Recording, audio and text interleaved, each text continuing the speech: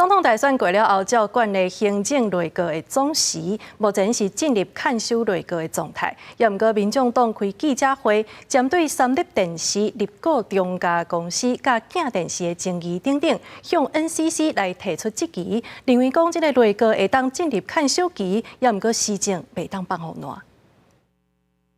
在新政府上台以前，没有办法容许他们摆烂。在新政府就任进前，内阁进入看守期，不过民众中部分区立委当选人因为施政免延前，先将对媒体相关议题向 NCC 提出质疑。三例违法入股中家案，什么时候要处分？今天是明目张胆的开始直播政论节目，这是当初他们自己为了取得执照所开出来的承诺。NCC 说要调查，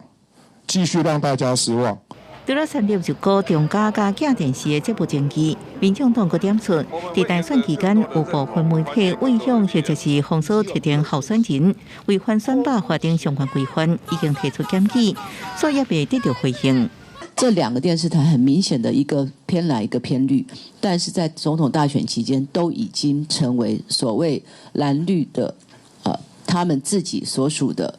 擦脂抹粉的新闻台。我们在1月9号，其实针对这两个报道的失真跟失衡的情况下，我们都已经提出了具体的检举案。相关议题的论证、新闻报道是要做公正公平的处理，不得为无正当理由的差别待遇。竞选期间，它的规定是优先于我们为光法。我们9号的时候确实也收到了这个检举函，在10号的时候，我们就把他检举的这几天的节目带函转给中选会去做处理。NCC 指出，中家案甲镜电视等证据，后续会伫委员会议程排入了后，进一步讨论甲处理。对大选期间媒体是不是违反选罢法这相关的代志，会协助调影像函送中选会来认定。记者综合报道。